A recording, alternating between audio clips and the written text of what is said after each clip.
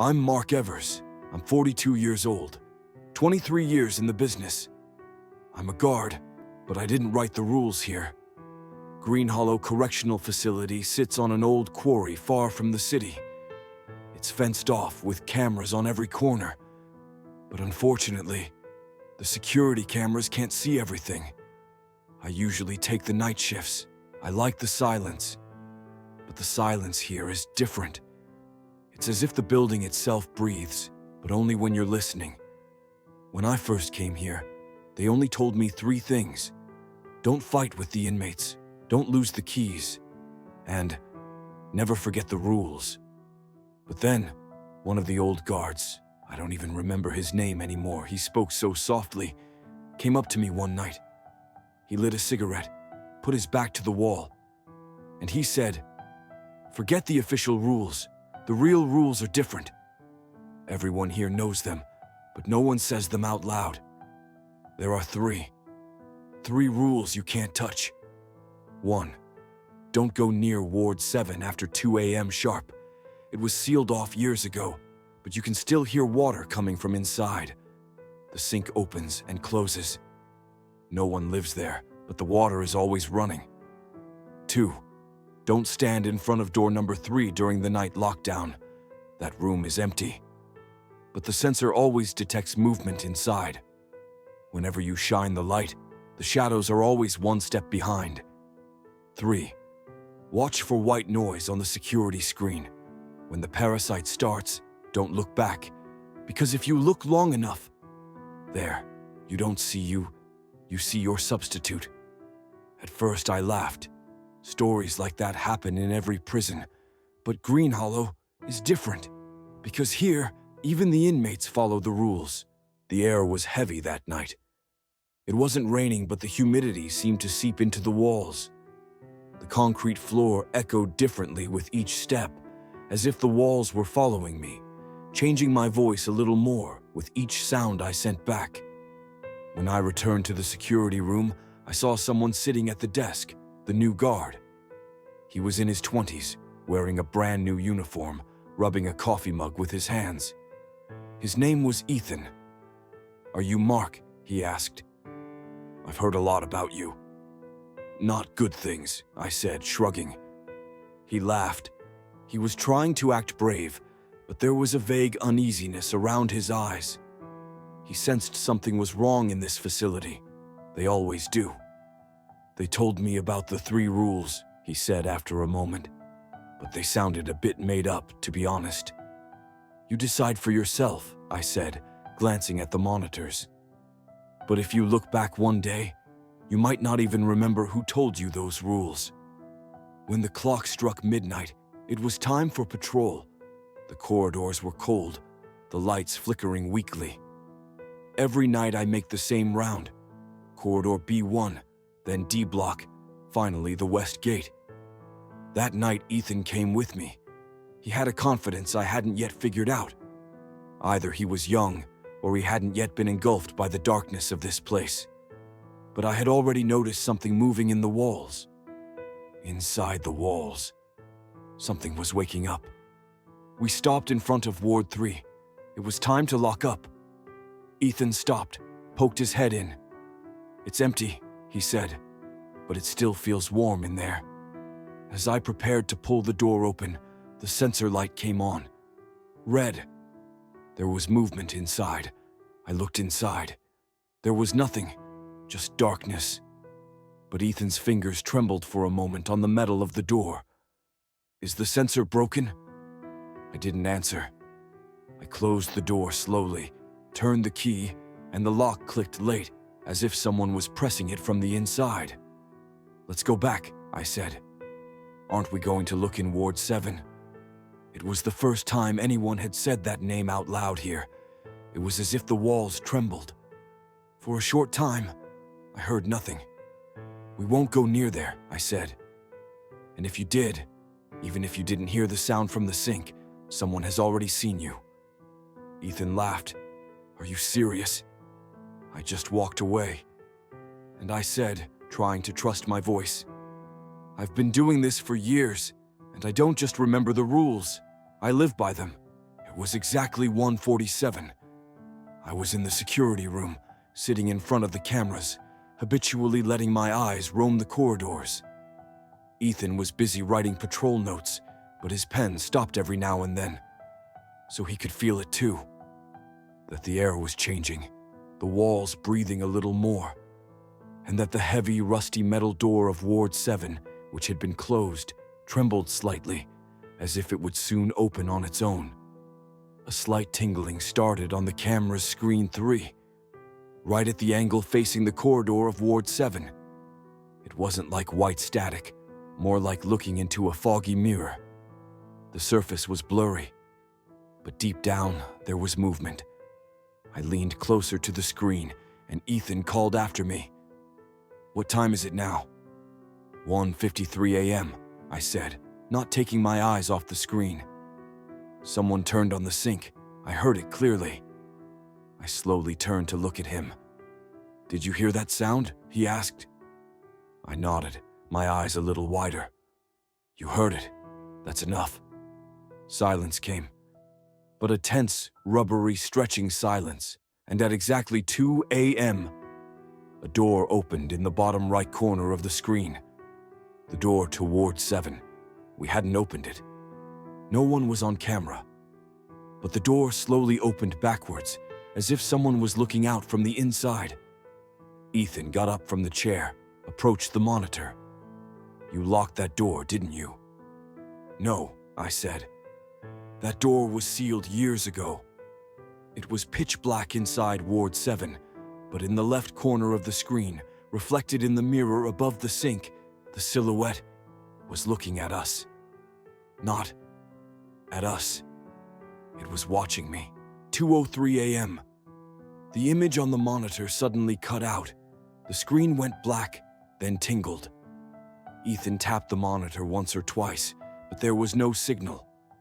At that moment, a sound came from inside, from the Ward 7 side, reaching all the way to the security room. Sizzling, broken, the sound of a sink. It's not like water running down the drain. It sounded like someone washing their hands. That's when Ethan asked, "Do we have to go?" For a moment, I couldn't answer because my brain refused to produce a logical response. I picked up the walkie-talkie, called the guard station, but I only got static. It was as if all communication channels had been silenced. "You stay here," I said. "I'll cover Ward 7. Alone. If we go in there together, we might not get out." When I went out into the hallway, the lights were a little dimmer. It was as if each lamp was a few volts short. I knew there was no one behind the metal doors, but I was sure that some eyes were watching me. As my footsteps echoed, my heart lost its rhythm. I approached Ward 7. The door was open. Indeed it was. That heavy, rusty door that had been locked for years. It opened slowly. It was completely dark inside, only a dim light reflected in the mirror. And there, in the mirror, there was me, but different. I had the same face, but no eyes. In their place were deep, dark gaps, and my mouth was moving, but there was no sound. It was as if something was living inside with my image. I took a step closer to the mirror. "Come back," said the voice inside me. But I didn't, because that mirror did not belong to me, but to something that wanted to take my place. As I walked back from Ward 7, my steps automatically took me not to the security room, but to the old cell corridor in the West Wing. There were once 12 cells in that corridor. Now only 11 were in use. Cell number 3 had been empty for years, but its sensors always gave a warning. At the same time every night, movement was detected inside. Every time it was checked, nothing was found inside. I stood in front of that cell. The number above the door seemed to have been erased, but I could still make it out. 3. I looked in through the small observation window in the door. It was empty. Bed, table, walls. But the floor was wet, as if someone had washed their hands and walked right through it. Ethan whispered into the radio. "What are you doing?" I said, I'm in front of cell number 3. Get away from there, he said immediately. Remember the rules. But it was too late. Just then, there was a click from inside. The lock of the door moved by itself, and an eye approached that window. It was only for a moment. The eye wasn't mine. It wasn't human. It was bright and still and cold as glass. But it was watching me. I took a step back from the doorway. Then I heard a voice. The rules are being rewritten. I ran. I went out into the hallway, back to the security room. Ethan looked at me. What happened to you? Well, door number 3 isn't open anymore, I said. When I returned to the security room the next night, everything was normal. Or so it seemed. The cameras were working. The doors were locked. Ethan was sitting at his desk. But I didn't know what normal was anymore. My eyes were fixed on the screen of cell number 3. That blank screen, that dim image. It was the beginning of everything. 1:32 a.m. Ethan went out and started patrolling. I was on my own. And the screen started flickering again. But this time the interference wasn't just in Ward 7. It was on all the screens. It was like every camera was picking up the same signal, showing the same thing. Me. A reflection appeared on every screen. But the reflection was not me, but something that imitated me. Its movements were the same as mine, but delayed by a second. When it smiled, I didn't smile. When it raised its hand, I was still at the desk. That thing was no longer only in mirrors. It had infiltrated the signals. That's when Screen 7 suddenly came on. It was live. Ward 7 was open. There was someone inside. His back was turned. He was wearing a uniform from our guard jacket. He started to turn slowly. My heart felt like it was going to jump out of my chest. The camera showed the face facing me. My face. But his eyes were empty again. At the same moment, a muffled voice came over the radio. Check the security room. I looked up. Someone was standing behind the glass door. You could see him in the dark. He looked like me, but I wasn't there. When I saw the silhouette behind the glass, I couldn't move. He was standing just like me, head slightly bowed, arms hanging loosely at his sides. The light didn't hit his face, but I was sure there was a me there. The same uniform, the same body. I picked up the radio. Ethan, where are you? But there was no answer, just the sound of a deep breath. Then a whisper. Ward 7, reopened. I approached the glass door, but the thing was already gone. The hallway was empty. I needed to find Ethan.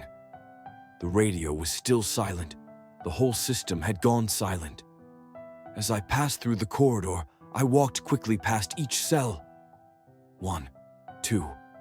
I didn't stop at door number 3. This time I passed through without lingering, but I looked inside. There it was.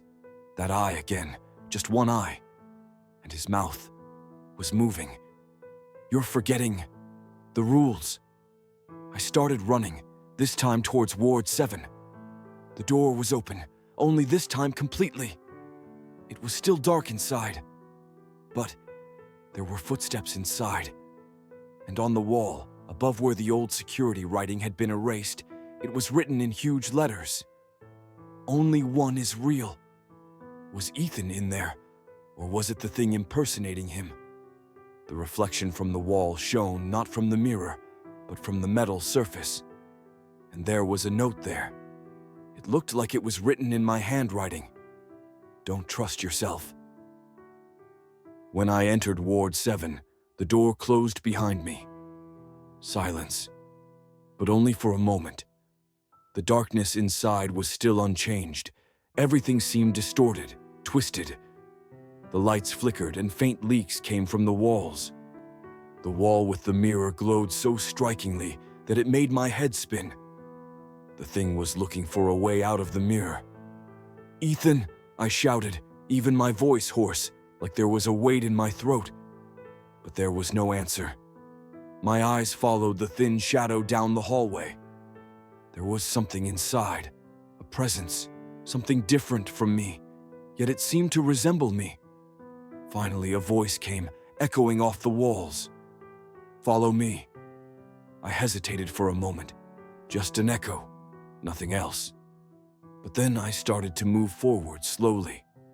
Inside, something was moving slowly along the metal floor. A time that felt like an eternity passed. Nothing could be the same after that moment. I moved deeper into the ward. There was a door. At the end of door number 7, it was locked, but this lock was rebelling. The door opened. I slowly stepped inside and refocused my eyes on the mirror. Something, another me, was following my eyes. And at that moment, I took a deep breath. I took a step. There was me and him in the mirror. But this time I was looking and he was somewhere else. When I walked in, I felt as if time had stopped. The image in the mirror, that thing, it wasn't moving, but I started to move. My every step echoed with a deep, metallic sound. There was a sense of dread in every corner of Ward 7, in every cracked wall. Everything was strange, like a dream. The reflection in that mirror, it was more real than I had ever seen. I took one step, then another, and then everything changed. A shadow appeared approaching me. It moved slowly, as if it was taking steps, but I wasn't moving. Which of my movements was real? Which voice? I couldn't understand it. Slowly, I walked towards the mirror, and then a scream. I closed my eyes tightly. I felt something following me. Slowly, I opened my eyes. In the mirror, it wasn't me, but another me. But those eyes, they weren't mine. And I realized he had taken my place, with everything unraveling, everything suddenly becoming real. What was waiting for me? Reality or imitation? Then, suddenly, a voice was heard. "This place is lost forever." I slowly turned around. The door had closed again.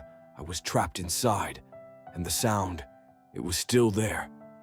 A few days later, they reviewed the footage recorded by all the cameras in the security room. But unfortunately, they found nothing. The recordings were corrupted. There was only static on the screens. All that was left was the frightening whisper that reached their ears. "Keep counting the rules." Ethan, the whole team, no one could be found. But there was only one voice heard on the recording. The guard was still counting the rules from that night. We have come to the end of another story. Thank you very much for watching my video.